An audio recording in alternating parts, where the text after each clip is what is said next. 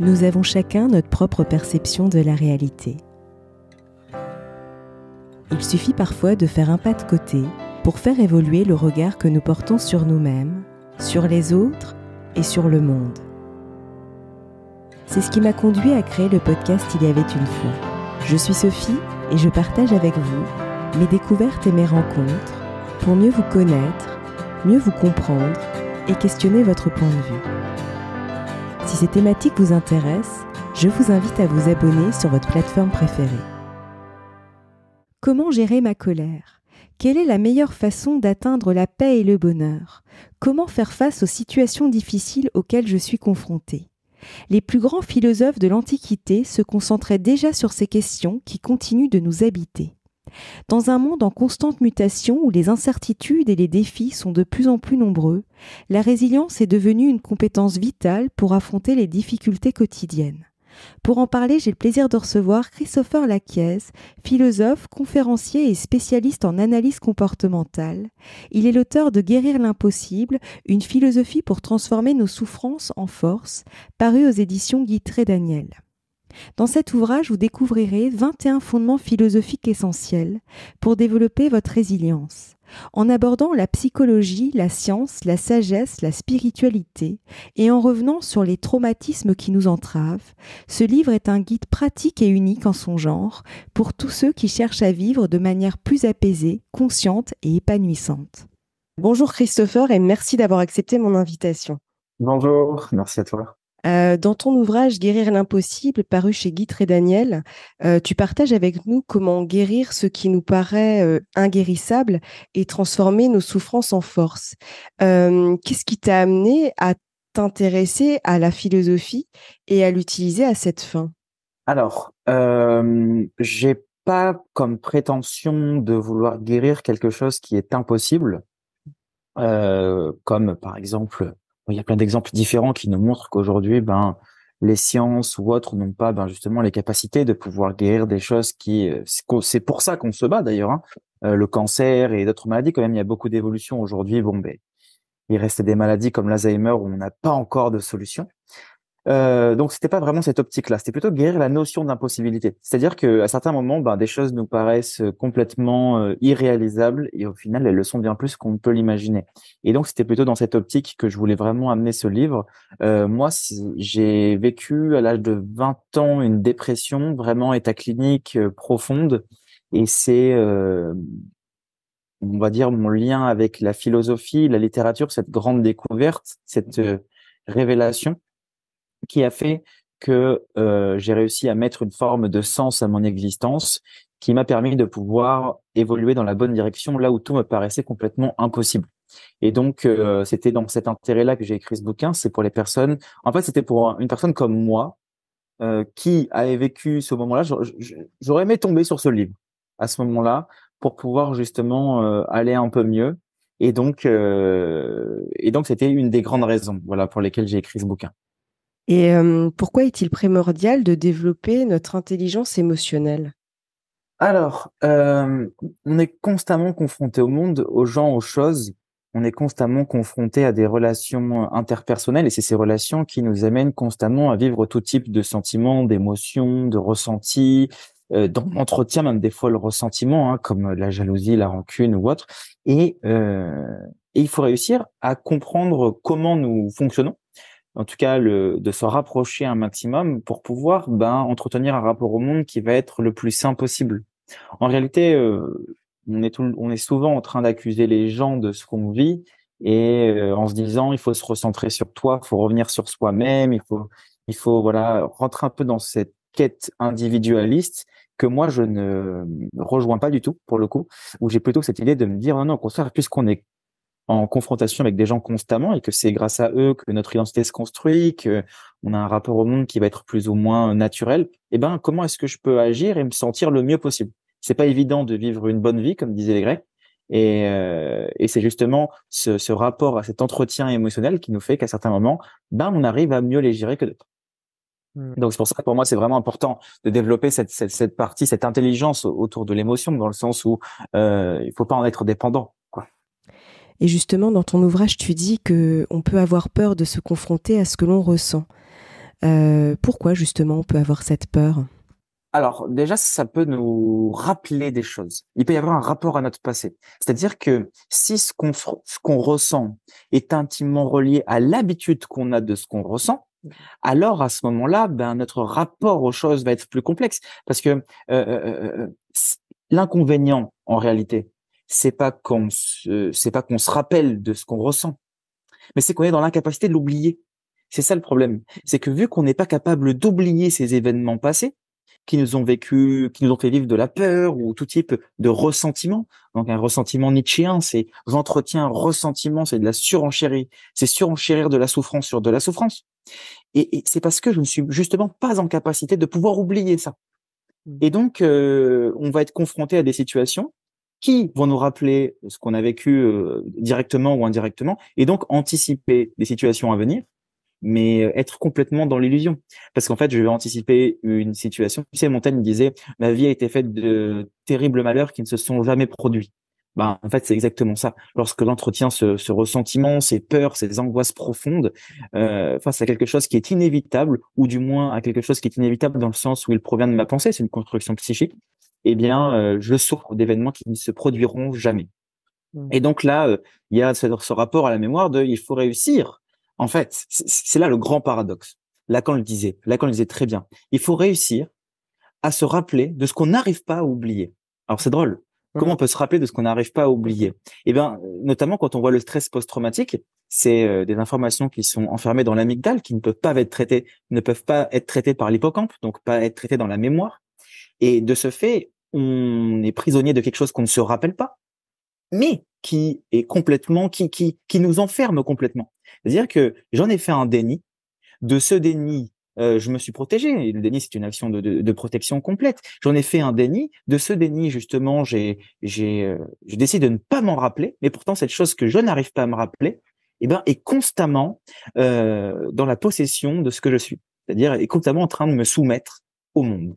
Et donc, il y a ce rapport. On n'arrive pas, on n'a pas envie de se rappeler de ça. On n'a pas envie de s'en rappeler, mais en même temps, il faut s'en rappeler pour pouvoir mieux l'oublier. Mm. Et c'est pour ça qu'on vit sans cesse en fait des événements qui se répètent en fait finalement. Oui, oui, oui, complètement, complètement. Il y a aussi ce rapport à l'interprétation, c'est-à-dire que on va avoir des grands biais de confirmation de se dire, ok, je me mets toujours mettons, je tombe toujours sur le même style de relation sentimentale. Je tombe toujours, j'ai une amie à moi qui me dit, moi, je tombe toujours sur des connards, quoi. Je dis, mais comment tu te débrouilles? Elle me dit, ben, je sais pas, je tombe toujours sur le même style de personne, j'en ai marre. Parce qu'en fait, la représentation et l'idée qu'elle a de l'homme, elle le calque à toutes les autres personnes qu'elle rencontre. Donc, au final, elle ne rencontre jamais la même personne. Par contre, elle rencontre toujours la même idée qu'elle a de ces personnes-là. De ce fait, on vit toujours les mêmes schémas dans ce sens-là. C'est une forme d'éternel retour de quelque chose qui est inévitable. Et c'est à partir du moment où on change l'idée qu'on a des choses, qu'au final, on se rend compte que ben, on vit constamment des choses différentes, mais que l'idée a changé. Donc, du coup, je ne suis plus dans un schéma répétitif. Sans évidemment compter cet aspect autodestructeur qu'on a de se mettre dans des situations délicates pour justement revivre quelque chose qu'on essaie de fuir Mm. à la Oedipe un petit peu. Mm. Donc, mais là, dans l'idée, c'est vraiment ça, c'est plutôt essayer de modifier l'idée qu'on a des choses plutôt que de changer la chose en soi. Ouais, complètement.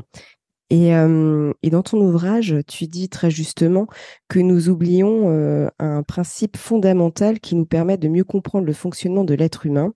Il y a ce qui dépend de nous et il y a ce qui ne dépend pas de nous. Pourrais-tu nous en dire un peu plus? Oui, ça, c'est un concept stoïcien, provient d'Épictète, qui nous dit que voilà, il y a ce qui dépend de nous et ce qui ne dépend pas de nous. Alors, à quoi ça sert de savoir ça? Eh ben, ça sert à avoir une meilleure maîtrise de soi. La maîtrise de soi, pour les stoïciens, c'est une vertu. Et c'est une des plus grandes vertus. Il faut réussir à se maîtriser face au monde. Ce qui dépend de nous, c'est quoi? Ce sont nos pensées, nos idées, nos perceptions, nos émotions. Nos émotions ne dépendent pas vraiment de nous, mais plutôt, on va dire, l'intensité et les réactions qu'on va avoir envers nos émotions. Et puis, il y a ce qui dépend pas de nous, c'est-à-dire tout le reste. Et donc, il faut réussir à se concentrer sur ce qui dépend de nous, sans se couper du monde. Ça ne veut pas dire se couper des autres. Généralement, on a tendance à aller vachement rapidement dans l'extrême. Et le côté intéressant, il est ici. C'est-à-dire que je suis confronté au monde. Dans mon rapport au monde, j'ai un rapport de moi avec l'autre. Rimbaud disait « je est un autre ». Il y a aussi une extension de soi dans l'autre. Et cette extension de soi me fait justement, à certains moments, faire ressentir tout type d'émotions, de sentiments qui sont plus ou moins dérangeants, qui sont plus ou moins néfastes en fonction de différentes situations. Maintenant, les stoïciens, ils nous invitent à rester évidemment stoïque, mais pas stoïque dans le sens où on ne ressent rien. Stoïque dans le sens où on sait ce qu'on fait de ce qu'on ressent. Et c'est là que c'est intéressant. C'est-à-dire que on peut contrôler nos perceptions qu'on a des choses, on peut contrôler, comme je disais juste auparavant, les idées qu'on a des choses, on peut contrôler la façon de réagir à nos émotions. Par contre, on peut pas nier ou renier ou essayer de faire un déni de ce qu'on ne peut pas contrôler, c'est-à-dire le monde, c'est-à-dire ce qu'il y a autour, et les émotions en font partie. Alors tu en as un petit peu parlé tout à l'heure, mais dans ton ouvrage, tu dis que nous répétons inconsciemment le même schéma jusqu'à comprendre ce que nous refusons. Qu'entends-tu par là? C'est ce que je disais tout à l'heure. Ouais. Il y a ce qu'on nie nous soumet. Ouais. Donc, il faut réussir à comprendre ce qu'on refuse, c'est-à-dire ce qu'on nie. Qu'est-ce qu'on nie de notre histoire qui est en permanence en train de nous soumettre au monde? Tu sais, cette personne qui a toujours envie d'arrêter de fumer, mais qui n'arrive pas à arrêter de fumer. C'est plus fort qu'elle. Elle sait que la cigarette, c'est pas bon pour elle, mais pourtant, elle n'arrive pas. C'est plus fort qu'elle. C'est-à-dire que le désir, c'est-à-dire que là, elle est bien en fait, c'est ça qui est intéressant, c'est qu'il y a un savoir. C'est qu'il y a d'abord un savoir, et puis il y a une volonté de nier. Pour nier, il faut d'abord que je sache. Si je sais pas, je peux pas nier. Parce que je le sais pas. C'est une ignorance, à la limite. Mais il faut d'abord que je sache une chose pour pouvoir la nier. Et c'est lorsque je sais que la cigarette, admettons, c'est pas bon pour moi, je préfère nier mon rapport à la cigarette, ne pas en parler, tu vois, fermer les yeux sur la cigarette et de me dire on verra ça plus tard, pour l'instant ça me fait du bien, jusqu'au jour où j'ai un cancer. Jusqu'au jour où j'ai un cancer des poumons, je me dis si j'avais su, j'aurais arrêté la cigarette. Et c'est ici que c'est intéressant, c'est-à-dire que on préfère nier du simple fait qu'on le sait. Et on est confronté constamment à ce grand dilemme, c'est qu'on est en incapacité de voir ce qu'on a sous les yeux et de savoir ce qu'on sait, parce qu'on est constamment en train de vouloir le refuser. On met une sorte de couvercle en quelque sorte, quoi. Ouais. C'est ça, on met un couvercle parce que c'est indésirable, parce que c'est jamais comme on aimerait qu'il soit. Et ou alors on sait que ça va pas, mais on préfère pas en parler parce qu'on préfère fermer les yeux. Tu sais, c'est Clément Rosset, il prend un exemple qui est génial. C'est un super philosophe, Clément Rosset, qui a écrit un livre qui s'appelle Le réel et son double. Il en a écrit plein d'autres, mais il est pas très très connu, mais ses théories sont monumentales. Et il nous dit comment, lorsqu'on voit rouge, un conducteur de camion qui s'arrête à un feu, il voit que c'est rouge et il décide de passer.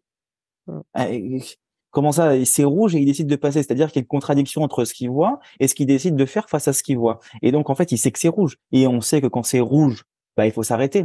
Alors, comment ça se fait que lui, quand c'est rouge, il a décidé d'avancer? Tu vois? C'est ce rapport-là au monde, c'est ce rapport-là aux choses. C'est qu'à certains moments, on sait les choses, mais on en prend des décisions qui sont contraires au savoir qu'on en a. C'est tout le paradoxe de l'être humain. Voilà, c'est ça. Dans ton ouvrage, tu abordes 21 fondements philosophiques pour atteindre la guérison émotionnelle. Si tu es d'accord, je te propose d'en prendre un au hasard. Je vais ouvrir ton ouvrage. Là, je suis tombée sur le fondement numéro 13. Imaginer sa vie comme si l'on était un revenant. Pourrais-tu nous en dire un petit peu plus? Notre rapport à la mort, oui. Alors, voilà, exactement. C'est-à-dire, imaginer notre vie comme si on était un revenant. On a tous déjà entendu sûrement des expériences de certaines personnes qui sont revenues d'une expérience de mort imminente, qui sont revenues où une partie d'eux est intimement morte face à une expérience. Vivre comme un revenant, ça veut dire que la mort, on l'a déjà passée. On l'a déjà passée dans le sens où on a conscience d'elle. À partir du moment où j'ai conscience de ma finitude, que j'ai conscience que je suis jeté dans un monde avec la seule certitude que je vais mourir, ça me permet de mieux apprécier la vie. Et tu sais, la mort, c'est un sujet qui est extrêmement tabou aujourd'hui en France et dans notre culture occidentale. Il faut pas trop penser à la mort. Sauf que penser à la mort, c'est intimement penser à la liberté. C'est parce que j'ai conscience de cette fin qui est inévitable que justement je suis en capacité de vivre. C'est parce que les choses meurent que les choses vivent. Si les choses étaient constamment dans une vie éternelle, notre rapport au monde serait différent. C'est-à-dire que si on vivait éternellement, à la Dorian Gray par exemple, c'est notre portrait qui vieillit à notre place, toutes nos valeurs n'auraient aucun sens. On se ficherait de nos valeurs, on se ficherait de l'éthique, on se ficherait de notre rapport aux autres. Enfin, voilà, on se ficherait de notre rapport à l'argent, même à l'argent. Ou peut-être pour avoir le plus de luxe possible en tant que bien matériel, mais pas en tant que bien nécessaire. C'est-à-dire en tant que repas, manger. On sait qu'on meurt pas dans tous les cas. Donc, tu vois, si on est éternel, tout notre comportement change. Et donc, on vit comme si la mort n'arrivera jamais. Mmh. Et c'est un petit peu ce qu'on fait aujourd'hui, en quelque sorte. On préfère ne pas penser à la mort, fermer les yeux pour justement se dire on verra ça plus tard quand on vieillira. Alors qu'en l'occurrence, plus je vais avoir conscience de ma mortalité, plus je vais être en capacité d'apprécier la vie. Mmh. Et donc, vivre comme si j'étais un revenant, c'est vivre comme si j'avais déjà traversé la mort afin de d'autant plus en apprécier l'existence. Et puis finalement, c'est une invitation à revenir ici et maintenant, finalement, et vivre le présent, parce qu'au final, tu es là aujourd'hui, demain, tu ne sais pas. Donc, du coup, tu profites effectivement de cet instant-là, sans te projeter, en fait. Peut-être. Mm. Mais complètement. C'est-à-dire, il faut, pour apprécier le présent, il faut non seulement être en relation avec notre passé, donc vivre avec notre passé, mais aussi ne pas être forcément tout le temps dans l'anticipation illusoire de faits à venir. Mm. Cette anticipation constante nous crée plus de troubles qu'autre chose. On souffre plus de l'imagination que de la réalité, disait Sénèque. Ben, on est vraiment là-dedans, quoi. C'est exactement ça. C'est qu'on souffre plus de l'imagination qu'on va avoir des choses à venir, d'une possible anticipation de quelque chose, alors qu'en réalité, cette chose-là n'est pas là et peut-être ne sera jamais, donc autant profiter de ce qu'on a. Mais ça ne veut pas forcément dire qu'il faut rester que dans le présent. Parce que, tu vois, notamment neurologiquement parlant, psychologiquement parlant, notre cerveau, de manière très naturelle, va anticiper. C'est-à-dire notre cerveau anticipe de manière active, mais nous, on le ressent de manière passive, d'où l'anxiété. D'où le fait qu'on subisse l'anxiété et qu'on ne crée pas l'anxiété. On la subit parce que notre cerveau l'agit de manière active. Par exemple, on reçoit un colis, le colis est par terre, et notre cerveau va avoir une suite d'interprétations qui va nous permettre de pouvoir soulever le colis avec le poids parfait. Tu sais, on prend le colis par terre, on ne sait pas quel poids il fait, mais pourtant on arrive à trouver le poids parfait, à le soulever et que tout se passe nickel. Donc il y a une suite d'anticipation très courte que nous on a subi du simple fait qu'on n'a pas pensé à ça. C'est quelque chose qui se fait naturellement, qui nous fait mettre le juste poids au juste moment. Et donc c'est un peu la même analogie avec nous, c'est trouver la juste anticipation du juste moment. Tu vois? Sans être dans le fait de se dire oh là là, le colis va être tellement lourd que je vais jamais réussir à le porter et au final se rendre compte qu'il est vide. Tu vois, c'est un peu ça l'idée. Et quel serait ton mot de la fin pour clôturer notre échange? Je dirais une phrase de Victor Hugo, que la liberté commence où l'ignorance finit. Et je pense que toutes les personnes qui nous écoutent, je vous invite activement à développer vos connaissances sur un maximum de sujets, vous nourrir des gens, vous nourrir d'expériences, développer un esprit critique, aller vivre d'autres vies à travers des livres notamment, aller lire un maximum, expérimenter et rentrer en rapport tout en se coupant de chaque certitude. Vraiment, c'est vraiment ça. C'est-à-dire que l'homme intelligent est celui qui se rend compte de sa débilité, là où l'homme débile est celui qui est sûr de tout savoir. Et donc, c'est vraiment là-dedans et que la liberté, c'est la connaissance dans le sens où c'est une connaissance de notre ignorance et une connaissance aussi des choses qui nous entourent dans le sens où on les découvre. J'aime beaucoup. En tout cas, un grand merci Christopher, c'était vraiment intéressant notre échange, donc vraiment un grand merci. Avec plaisir. Et j'invite les auditeurs justement à découvrir ton ouvrage Guérir l'impossible, paru chez Guy Trédaniel, que j'ai trouvé vraiment intéressant et très riche, donc vraiment une belle découverte en tout cas, donc merci. Merci beaucoup. Si vous avez aimé cet épisode, n'hésitez pas à lui laisser 5 étoiles sur Apple Podcast ou un pouce sur YouTube. Et surtout, abonnez-vous sur votre plateforme d'écoute préférée pour ne manquer aucun épisode. Je vous souhaite une très belle journée ou une très belle soirée et vous donne rendez-vous dans 2 semaines. À bientôt!